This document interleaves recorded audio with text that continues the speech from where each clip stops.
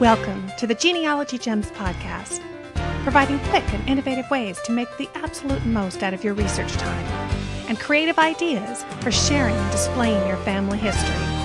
I'm your host, Louise Cooke.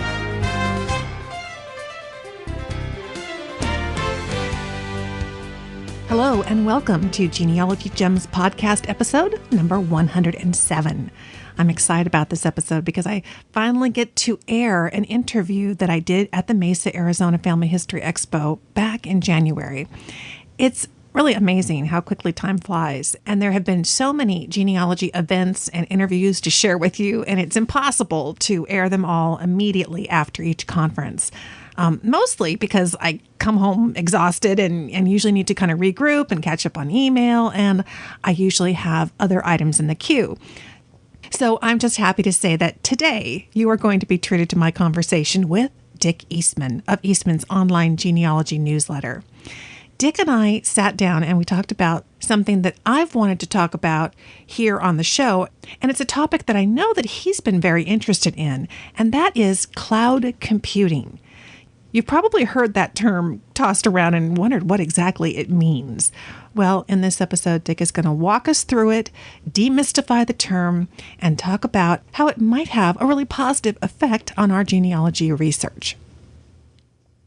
But before we get to that, I am going to get to some genealogy news here. First of all, you know that along with cloud computing, another word that you hear buzzing around all the time these days is webinar.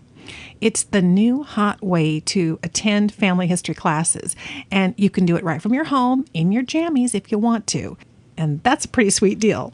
Now, of course, attending classes and conferences in person offers you something very special, definitely. But unfortunately, of course, many times it's either distance or cost or, even our jobs get in the way of being able to go in person.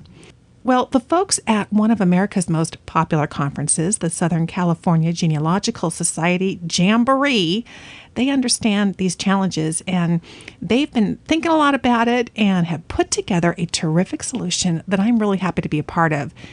Now you can attend the SCGS Jamboree Extension Series webinars, and you can do it absolutely free. They pulled together a lot of different speakers that are very popular at Jamboree, and they've lined up a great wide range of topics for the webinars. And you can attend these at home with just your computer, some speakers, and an internet connection. The live webcasts are available to everybody, all genealogists, at no charge. And then as a benefit to the SCGS members, the webinars are recorded and they are archived on the SGS members only section of the website so that members can view them anytime. Archive sessions will be available approximately 3 days following the webinar. That's when they go on to the membership site. And of course, anybody can become a member. So if attending the live sessions doesn't work into your schedule, it might be a really terrific value to join SCGS. And that way you have access to all of those webinars coming into their membership website. My webinar is going to be on Wednesday, April 20th of 2011 at 6 p.m. Pacific. And of course, that's 9 p.m. Eastern. That's probably the hardest part about webinars is keeping straight the time. So these are all because the Jamboree is over on the West Coast. Their first time is West Coast time, 6 o'clock, and then, of course, 9 o'clock p.m. And I'm very happy to be presenting Getting the Scoop on Your Ancestors from Old Newspapers. Because, of course, newspapers are such a fantastic source of research leads, information, historical context for your family history. So I'm going to teach you the unique research approach that I use, and I think that's really required to achieve success in locating the news, both online and offline, on your ancestors. And I'm also going to share with you 5 top tips to remember as you're searching those newspapers. Also on the schedule is my friend Janet Hovorka of Generation Maps. She's going to be presenting Getting Your Notes and Sources Right in Your Genealogy Software. That's going to be on Saturday, May 7th. And the Saturday webinars are at 10 a.m. Pacific and 1 p.m. Eastern. Then on Wednesday, May 18th, at 6 p.m. Pacific and 9 p.m. Eastern, Lisa Alzo will be presenting Tracing Your Immigrant Ancestors, and she's going to focus on immigrants who left their homes to find a better life in America. Certainly applies to a lot of us. Another friend of mine, Michael Booth, over at RootsMagic, will be presenting Genealogy on the Go. He's going to be sharing a variety of easy options that allow you to work with your important files no matter where your genealogy research takes you. So that's going to, again, be on July 20th at 6 p.m. Eastern. And, of course, Saturday, August 6th at 10 a.m. Pacific and 1 p.m. Eastern, Maureen Taylor, the photo detective, who I just saw over at the Who Do You Think You Are live conference in London, she's going to be presenting Discovered at Jamboree, a closer look at the photo detective.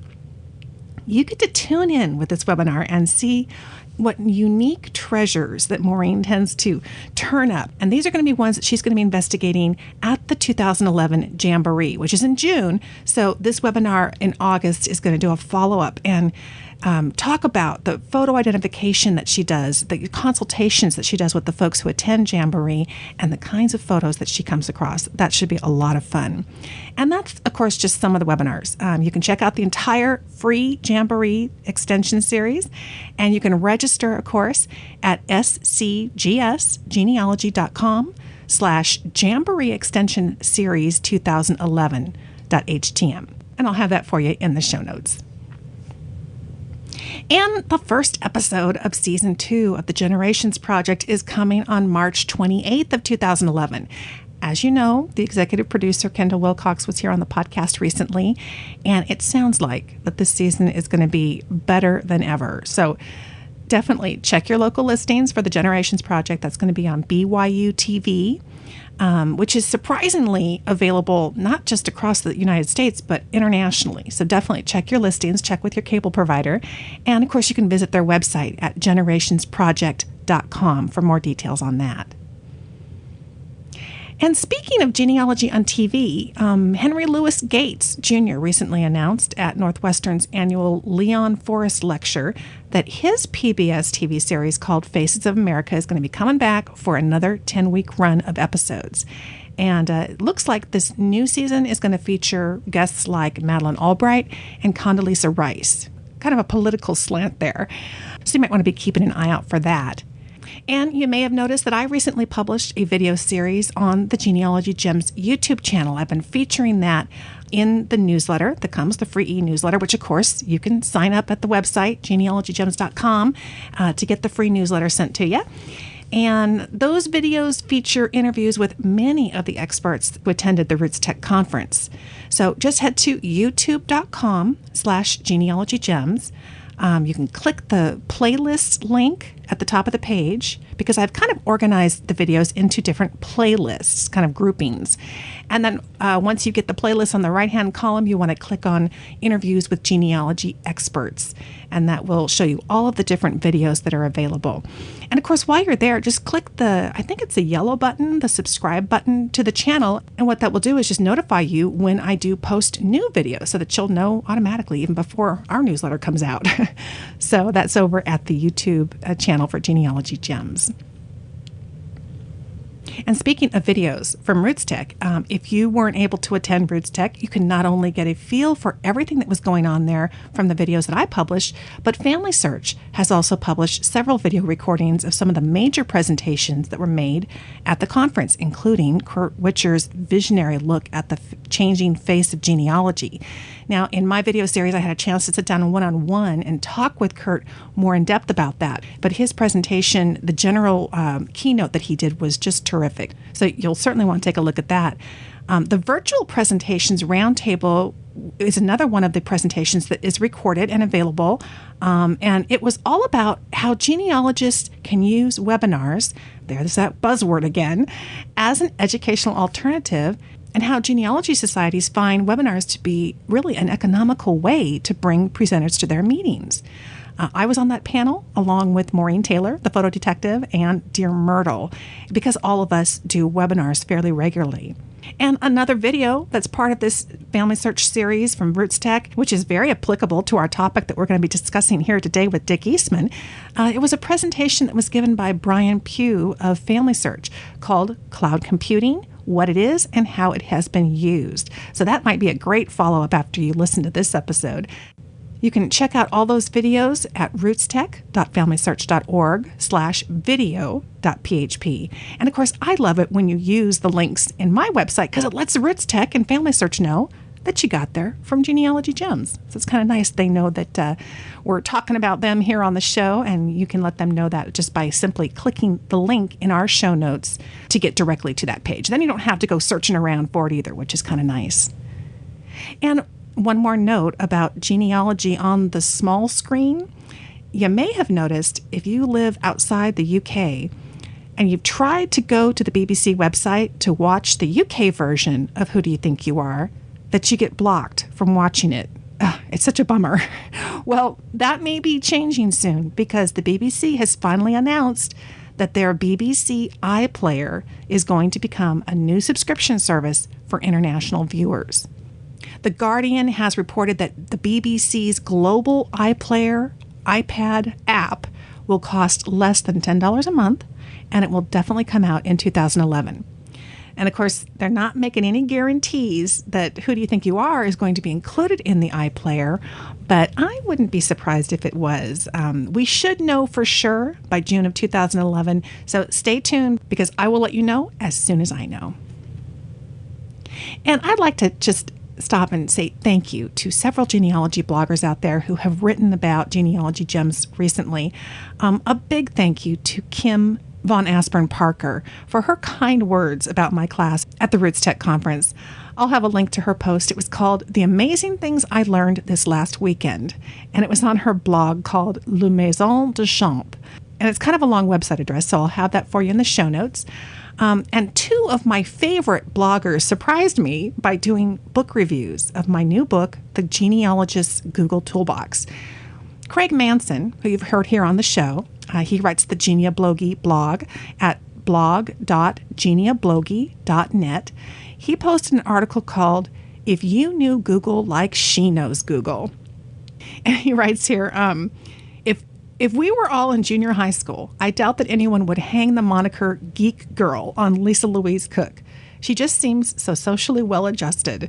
But there has to be a little bit of geek in anybody who could write such a clear and cogent guide to expert use of Google. And he goes on to say, although titled The Genealogist's Google Toolbox, just about anyone who uses a computer would find it useful and fascinating. The book exposes little-known facts about Google and shows you how to better utilize some of the well-known aspects of this more than a search engine. And I appreciate him saying that because I've actually had folks come up to me after presentations at different conferences and people who've bought the book and they've said, gosh, I'm going to use this for genealogy, but I am going to get a copy of this and take it to work and give it to my employees because they spend all this time trying to find stuff on Google and things on the internet and do research for the company. And it seems like it takes forever. So, and it's funny. That was one of the comments my husband made when he looked at the book was, gosh, you should just take out the word genealogy because it would apply to everything. But of course, my heart's in family history, so I wrote it for you guys. But it is something to think about, whether you have a student in college or a company that you work for or business that you're trying to do. Whenever you're trying to leverage the internet, really everything that we look at in this book can be applicable. And that makes it pretty powerful, I think. I mean, I certainly use these techniques in other areas of my life as well, but the book is definitely focused on genealogy. And just like I look at these tools that are not made for genealogy and say, how could we turn this around and really have it help us with family history? Well, then you could just turn it back the other way and say, but then how can it help me in other areas as well? And I hope that you find that it does. And Ian Haddon at ianhaddonsfamilyhistory.blogspot.com wrote a book review, and in it he says, the book offered a full, well-organized reference manual, something I could access that would offer suggested methods for improving my results. This allows me to focus on using the tool or tools best suited for my needs. And he goes on to say, as I mentioned previously, I don't buy many genealogy books. This is one that not only caught my attention, but also met and exceeded all of my expectations. So I really appreciate that. Thank you, Craig. Thank you, Ian.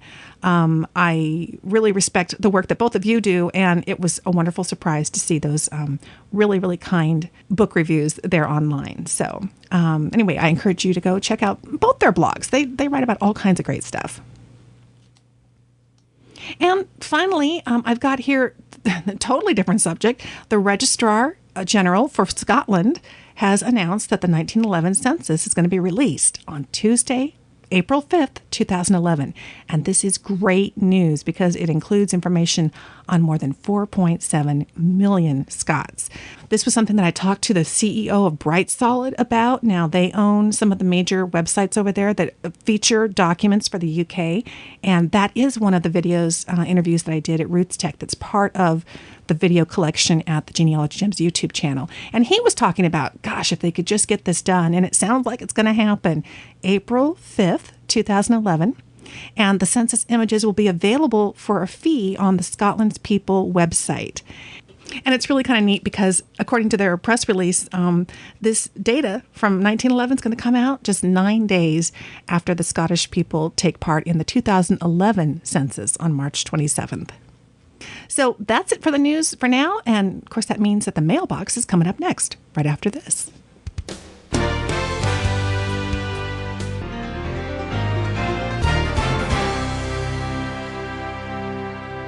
Are you looking to take the next step in your family history research and start recording your family tree in your own genealogy database? Or are you looking to make a switch to a more user-friendly genealogy software program? When my listeners and students ask me which program I prefer, I always recommend RootsMagic. It's the program I decided to make the switch to a couple of years ago, and I am so glad I did. You just won't find a more powerful genealogy software program, and building your family tree is easier than ever with the new RootsMagic 4.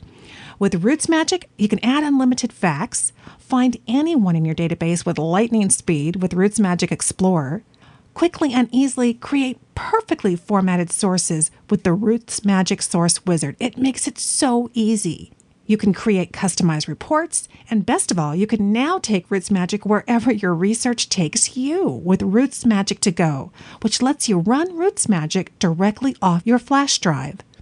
And RootsMagic makes it a snap to share your family history. You know how important I think that is. It'll help you publish a book, create stunning wall charts, shareable CDs, even create websites automatically from your data. Really, what are you waiting for? Download your risk-free trial of RootsMagic 4 and see why professionals and beginners alike choose RootsMagic at rootsmagic.com.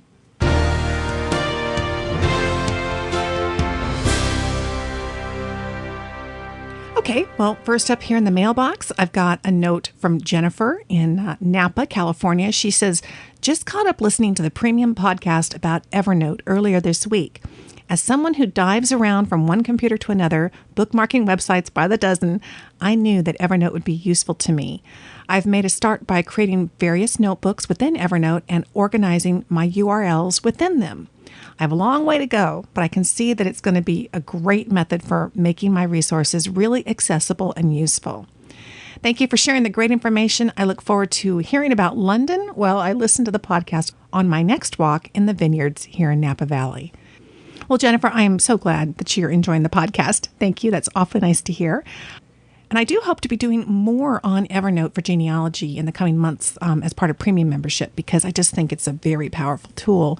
And I've really enjoyed featuring it so far on the show. I'm glad that you're finding that it's helpful. And Genealogy Gems podcast episode number 106 has a lot of my London stories on it. So you'll want to check out that episode. And I just published a quick little video that takes you on a visual tour of the Who Do You Think You Are live conference. It was so much fun to do. And of course, it was so much fun to put it together in a video. And I featured that in a guest blog post that I did on the Genealogy Insider blog. But you can also find it at the Genealogy Gems YouTube channel. And more feedback on that episode, number 106, that I mentioned. Let's see here. This is from Cheryl in Flagstaff, Arizona.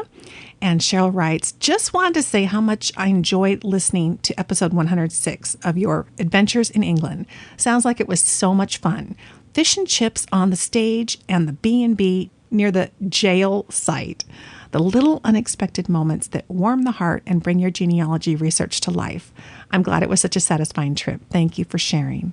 Well, thank you, Cheryl. It was. We had a marvelous time.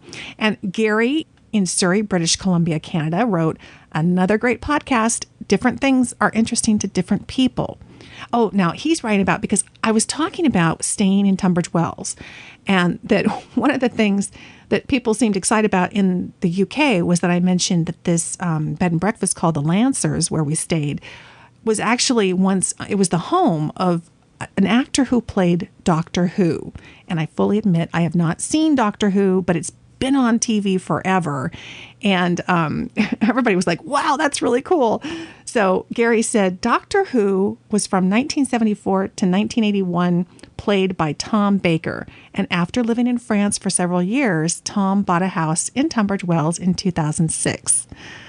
And he says, isn't Wikipedia great? So he must have looked that up.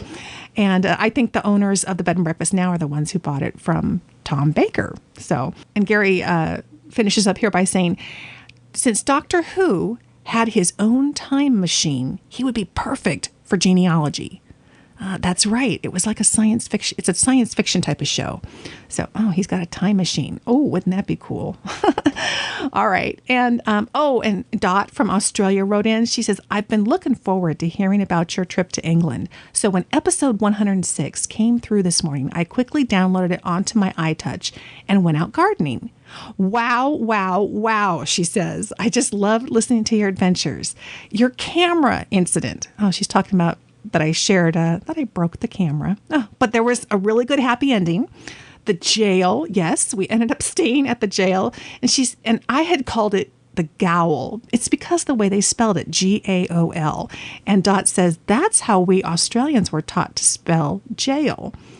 The Opera House, Sir David Solomon's house, the meeting of my husband Bill's relatives, seeing the family Cooke resemblance, the look on Bill's face, connecting with the ancestors, the joy, and Jan Gow's gym. Thank you so much for an enjoyable podcast.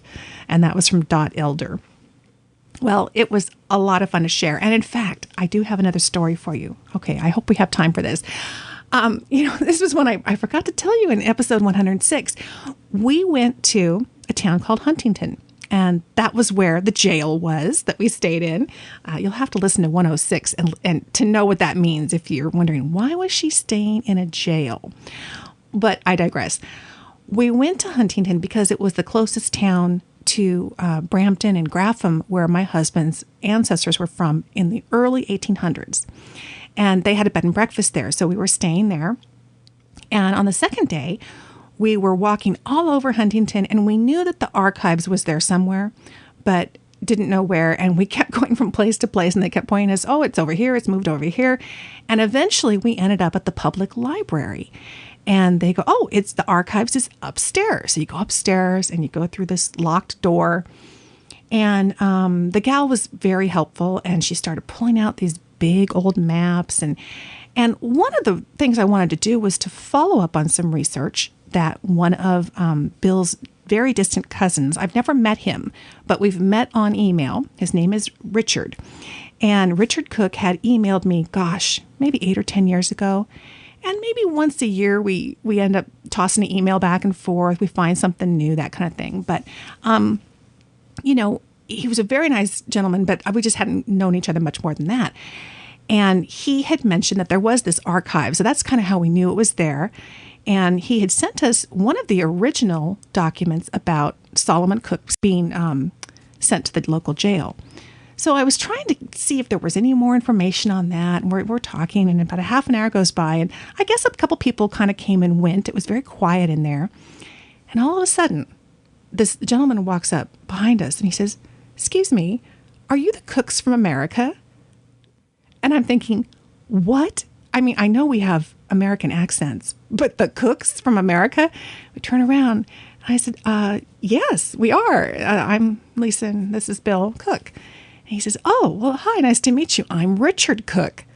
And my jaw just about dropped. I couldn't believe it, because I think months ago, I had sent out an email to Richard and a couple of other cousins that we had met just over email and said, we're coming to England. We're going to go to the Who Do You Think You Are conference in London.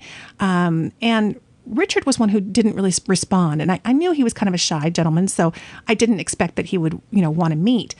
And we had ended up meeting some of the other cousins at the conference.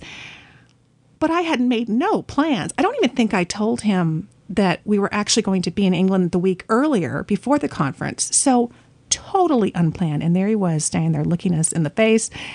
And I stopped. I said, well, Bill, this is your cousin. This is Richard. Richard, this is Bill.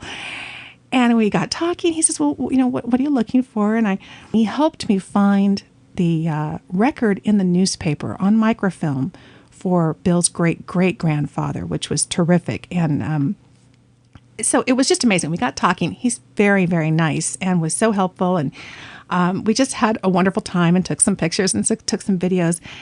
And I said, well, Richard, you must be here every day then. I mean, it's such a coincidence. He says, oh, no. He says, I haven't worked on the Cookes for quite some time because I did so much research in the past years. He says, but maybe once a month I'll drop in here. And I'm actually here because a friend asked me to do some research for him.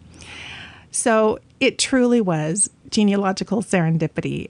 I was really pleased to get to meet him. And I think Bill, there again, that look on Bill's face, he's just looking at me like, okay, don't tell me you didn't plan all this. There's no way that this would happen. And he was just thrilled. So that was another one of those, you couldn't arrange it any better, could you?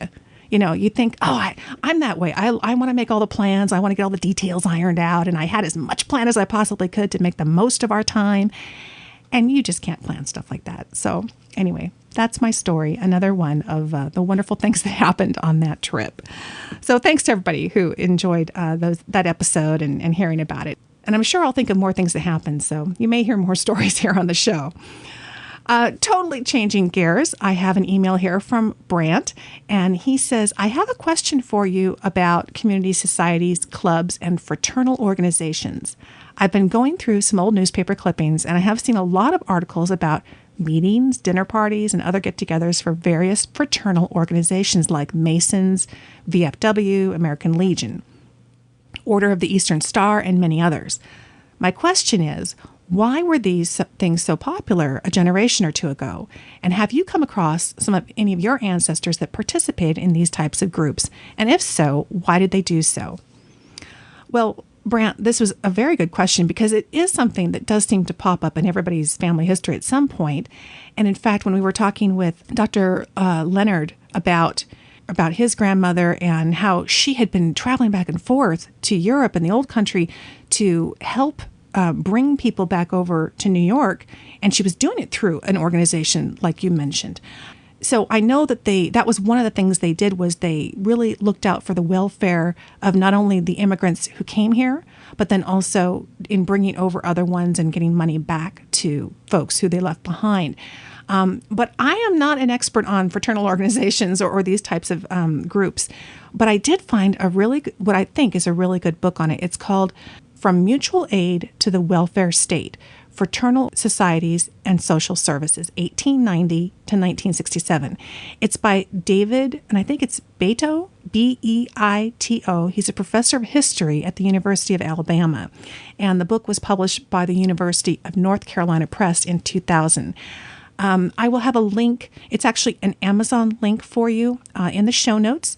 And of course, it's really wonderful when you folks use the links that we have to anything that goes to Amazon, or you're going to do any shopping at Amazon by clicking a link on our website at Genealogy Gems, then we get credit for referring you to Amazon. So really, you guys have been the key in keeping this free podcast going.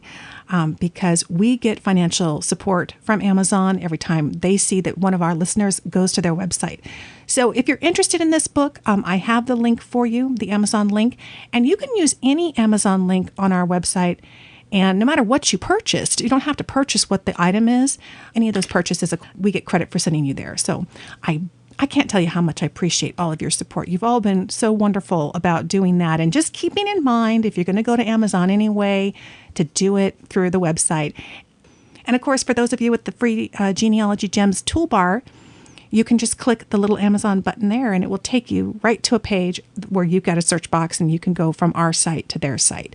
So appreciate your support. And Brant, I hope you find that book helpful. That would actually be an interesting topic to have here on the show. Maybe I can get a hold of that professor and see if maybe he'd be interested in coming on the show so we could all learn more about that as well. Oh gosh, I have so many great emails here from all of you. I could do the entire show on the mailbox, but we're running out of time. So I'm going to save some more of these for the next episode. And coming up next, we're going to get our head in the clouds with Dick Eastman.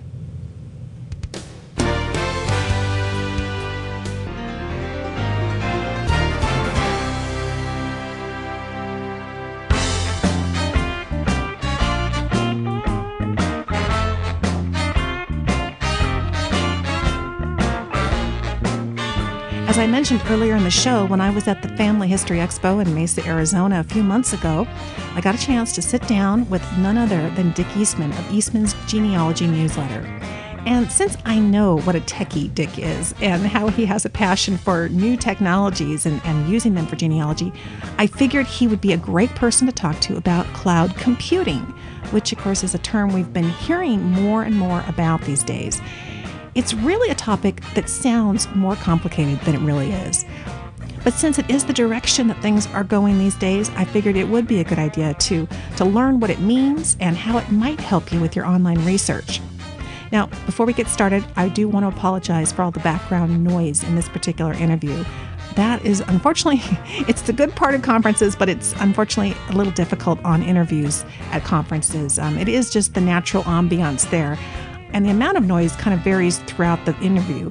But I hope that you can tune into the conversation, stay focused on what Dick has to say. It's well worth listening to. So without further ado, here's my conversation with Dick Eastman.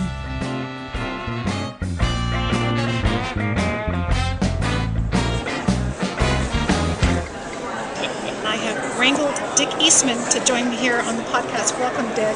Oh, thank you. It's a pleasure to be here.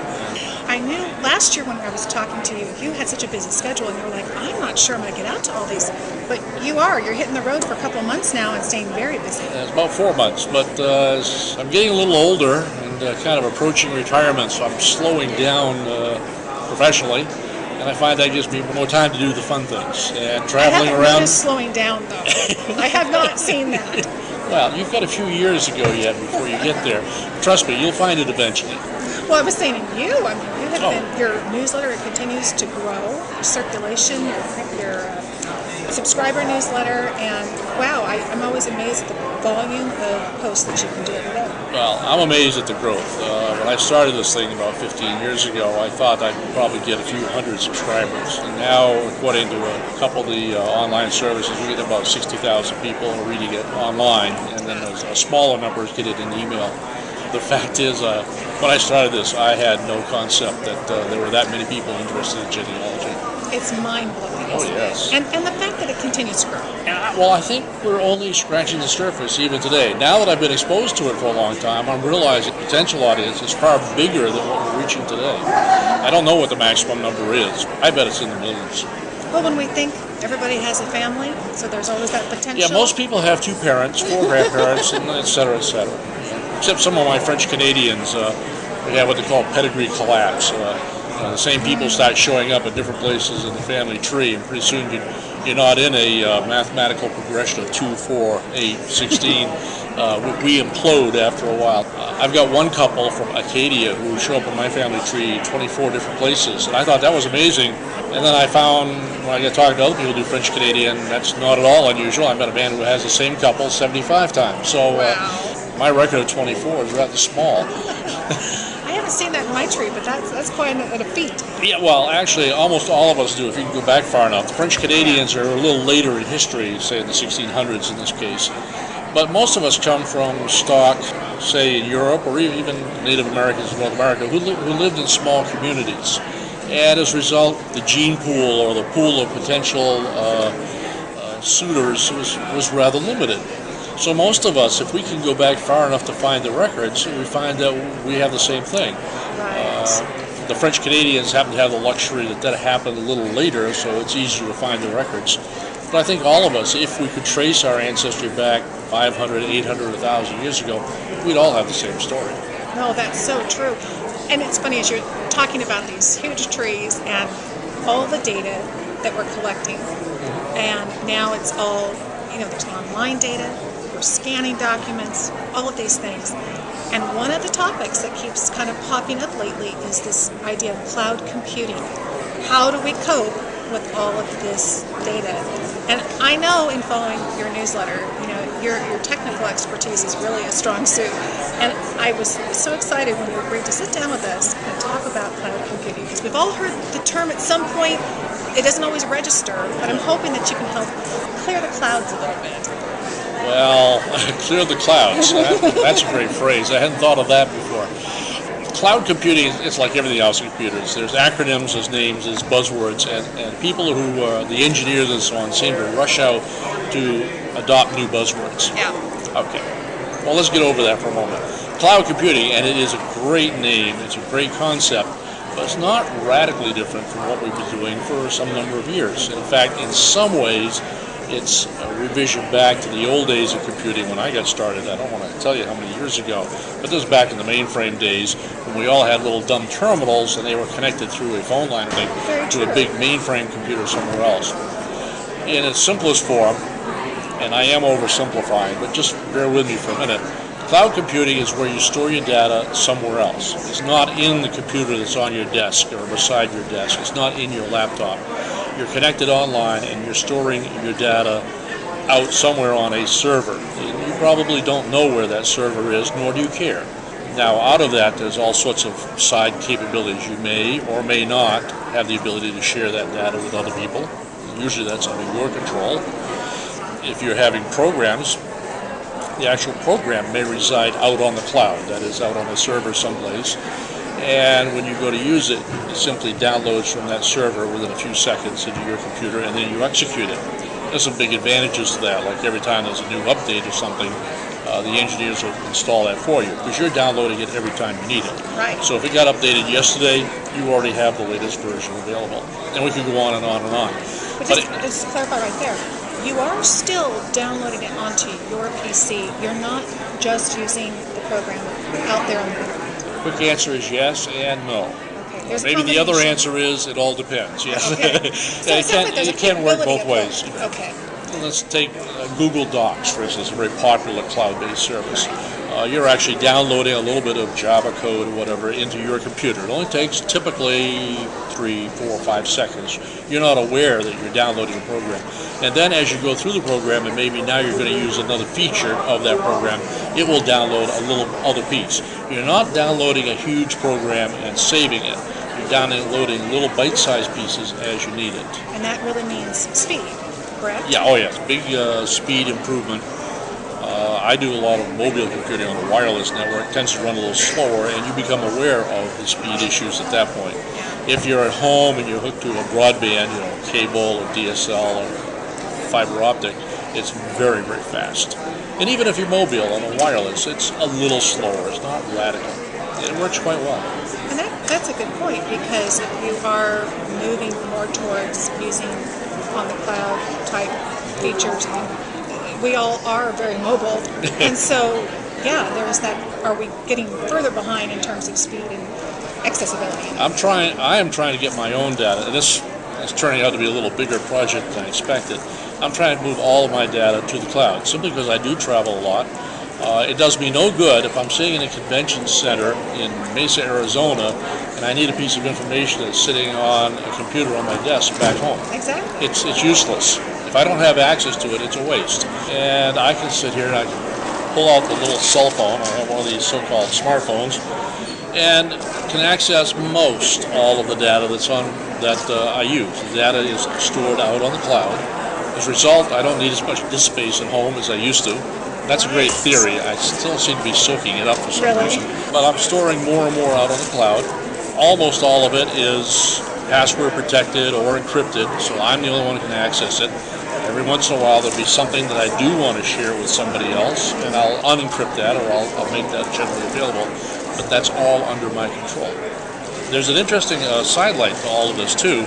When we start talking about, you and I undoubtedly share some ancestors somewhere. We haven't talked about this, but if we go back 50,000 years, they've got to be out there. They must be.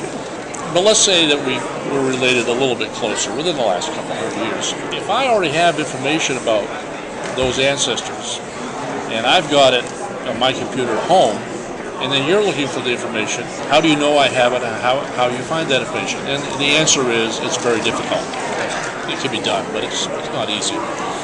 If we go into collaborative databases where we start sharing one humongous database out in the cloud, now there's capabilities that I can put information out there that I decide to share with others. You can come along and do a Google search or search somewhere else, find that information there, and you can find the information I put there. By sharing one great big database, all of a sudden there's great benefits. We can share information. We've had bits and pieces of this for 20 or 30 years. The only difference now is it's getting a lot easier. Again, it's all under my control. I share what I want.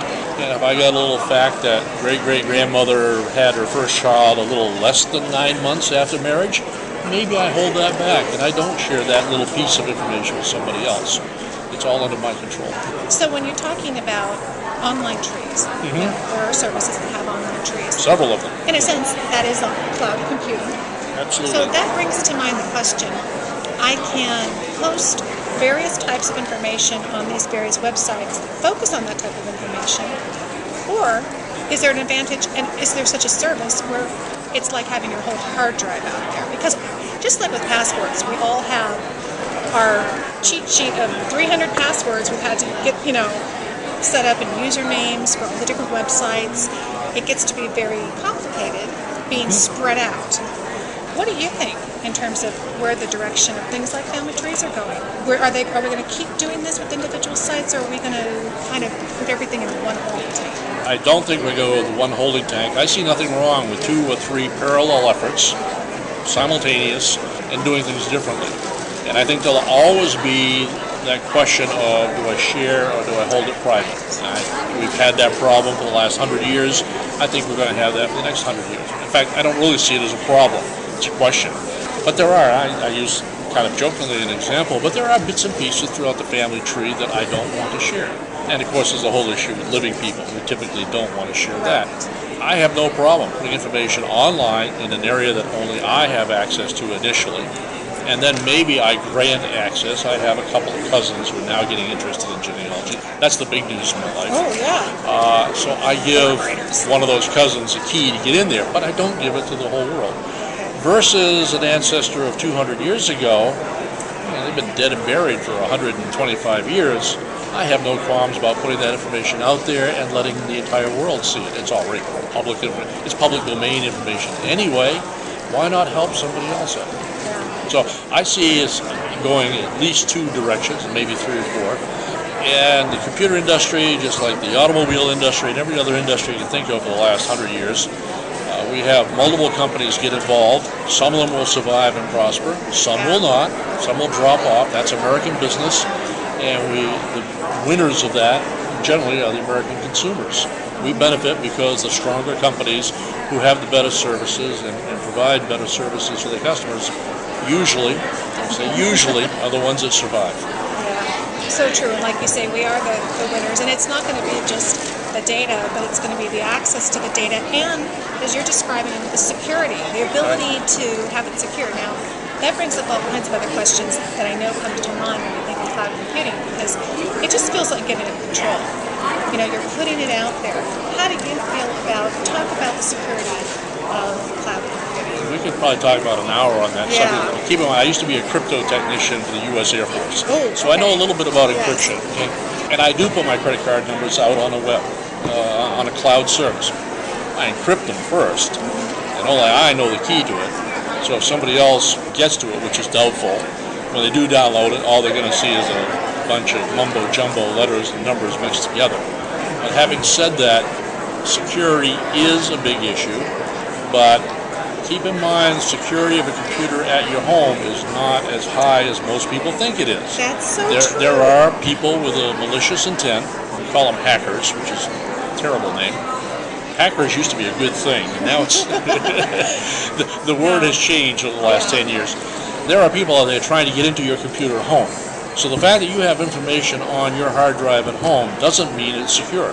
Or at the airport. Or at the airport. Open, Even worse, Wi-Fi. if you're sitting in a hotel room, like I was last night, and you're using their Wi-Fi network wireless, people can tap into that, unless you're using a VPN, an encrypted circuit, which I was last night. You mentioned about like credit cards, and that question comes up. Being online providers, people buy our services typically online, maybe through PayPal. And I've often said to people, that's, I think, more secure than handing your credit card to a teenager in a restaurant. I don't remember the percentage right now, but it's a very high percentage. I think it's 70 or 80% of all credit card theft occur when you use the credit card in person. In person. Usually it happens when the person takes that card and walks away with it. And you think about most restaurants. Exactly. And it used to be years ago, that's what happened in gas stations. Yeah. And you notice all the gas stations now have changed to the ones where you put it in the pump yourself. Right. One of the reasons that they switched that was not to save money. They did that to cut down employee theft. Right. One of the things that fascinates me is now that Visa, MasterCard, American Express, and Discover all give you insurance for online purchases. Yes. So if you use your credit card online and somebody steals it, now the risks of that happening are pretty low, but they're not zero. It could theoretically happen. If your card gets stolen and used improperly, those companies will reimburse you for any fraudulent use of the card. So you will go through some inconvenience, no doubt of that. If your credit card gets stolen, it will be very inconvenient, but you will not lose a nickel. However, if the credit card gets stolen out of your purse or out of your pocket and used fraudulently, individual credit cards may or may not cover you. And usually, like with Visa or MasterCard, it's the banks that issue the card that make that decision. Right. A lot of the gold cards are covered by insurance, but a lot of the regular cards are not. You need to look at your agreement with the credit card company to find out whether or not you're covered. But regardless of all that, if for credit card use online, you have full insurance. So it really is safer online. A lot of people don't believe that. But if you do digging into it, if you check with the credit card companies, you'll find you're safer using it online than you are in person. The statistics bear that out, and they know that in their business. So you're talking about cloud computing. It sounds like you feel pretty confident that that has the same kinds of securities and encryption capabilities to feel more confident versus somebody just stealing your laptop. I had a laptop stolen out of the trunk of my car 5 or 6 years ago. Now, fortunately, it was my employer's laptop, not my personal one.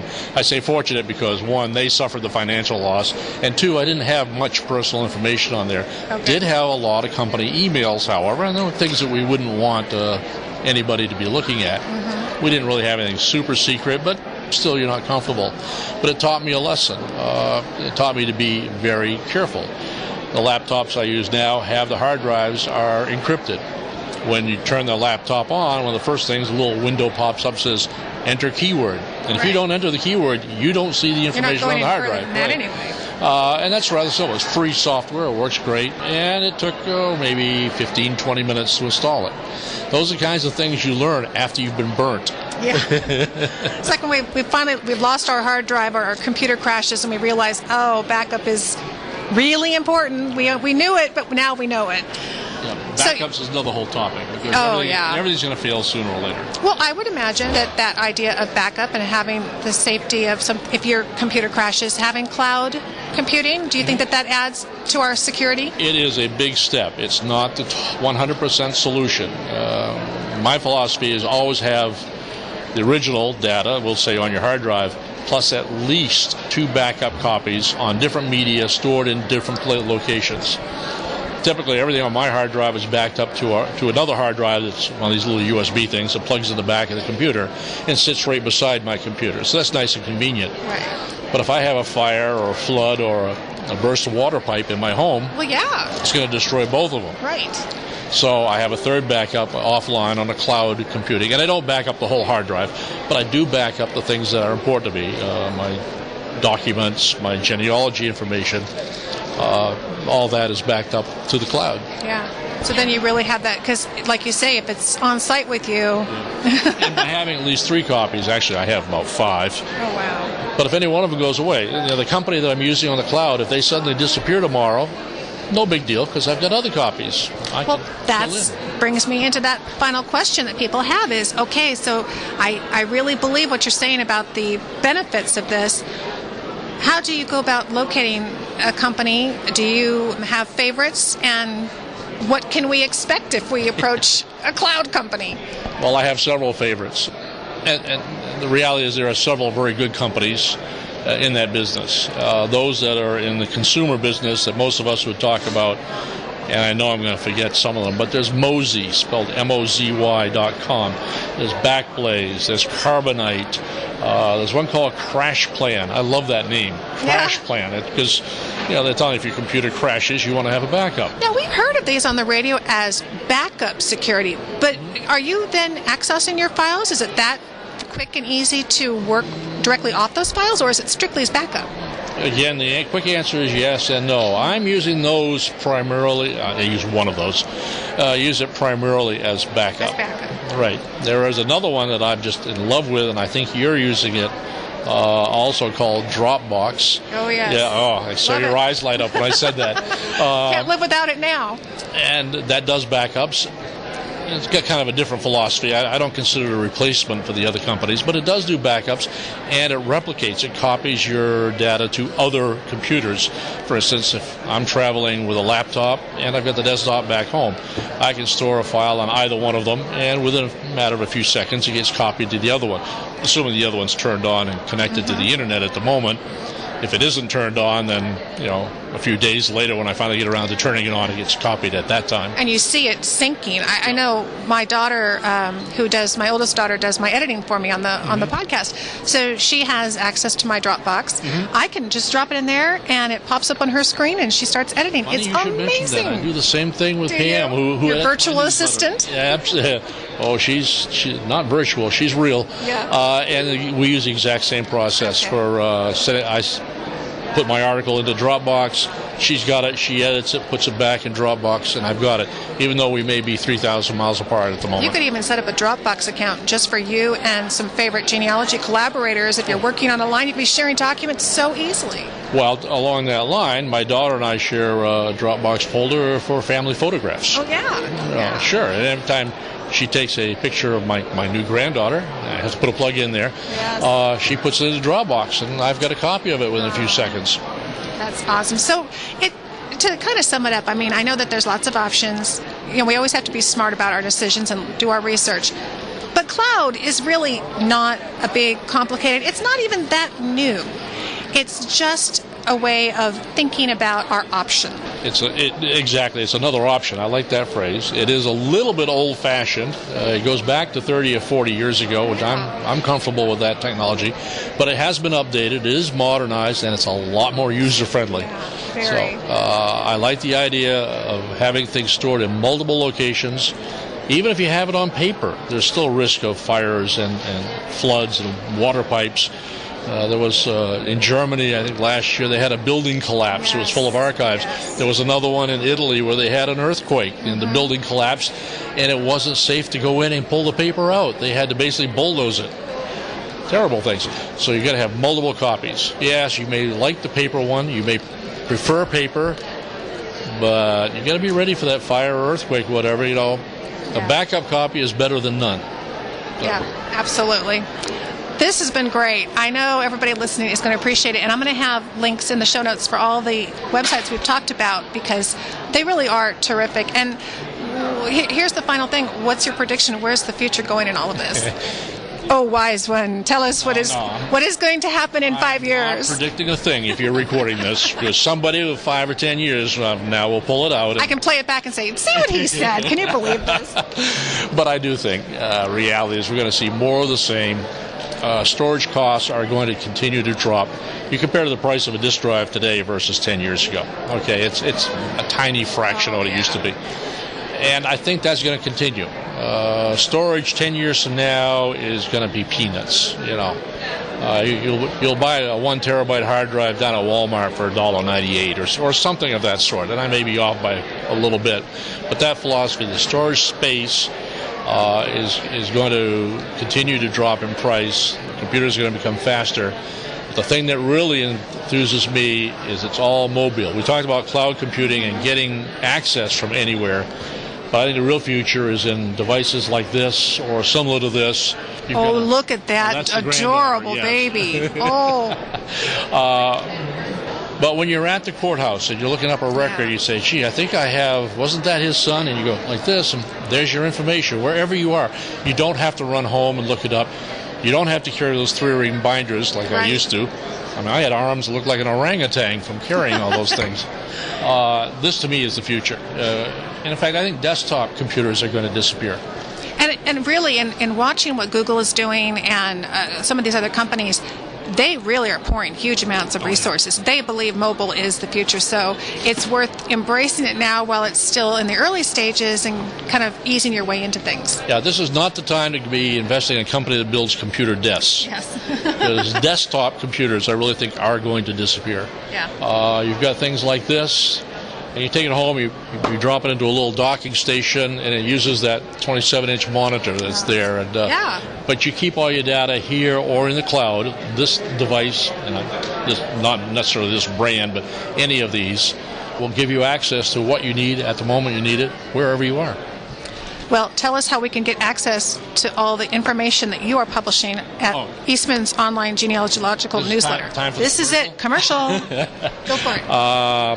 Yeah, I could give you a long talk and a commercial, but the bottom line is go look at the website, and it's at www, if I can say that real fast, .eogn.com, and EOGN stands for Eastman's Online Genealogy Newsletter. So EOGN.com, poke around there, and if you don't like what you see, send me an email or something, and we'll see what we can do about it. And they can subscribe to it. They can do it like in a blog reader or that kind of thing, or your newsletter. I get in the email, so. It's available in email. It's available on the web. It's available in an RSS feed as a blog. We try to, we're like Burger King. We do it your way. And you keep us up to date. That's what I love about it. It's that daily dose of what's new and what's innovative. Thank you so much for helping us understand cloud computing. It has been fun. Take care.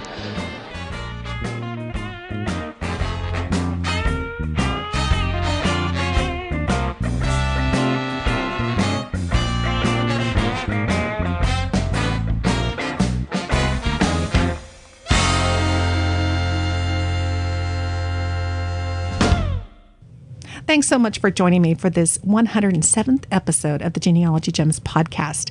If you'd like to take a look at the show notes, you can go to genealogygems.com, click podcast in the menu, and then follow the links to episode 107. And, of course, there I'll have for you links to all the different things we talked about here on the show. And, of course, I want to thank my very special guest, Dick Eastman, for joining me and taking time out at the Family History Expo to sit down and talk about cloud computing, computer safety, all the things that we hear about. And it gets a little intimidating, but he certainly helped simplify things and help us get a better handle on what all that means for us in our research. If you have any questions or comments, I hope you'll email me at genealogygemspodcast@gmail.com. And, of course, you can leave a voicemail on the voicemail line at 925-272-4021. I'm looking forward to seeing lots of you out at the Ohio Genealogical Society Conference that's coming up, next week at the end of March. And then after that, I'll be up in Edmonton, Alberta, Canada at the AGS conference as well. So I hope to see some of you folks up there in Canada.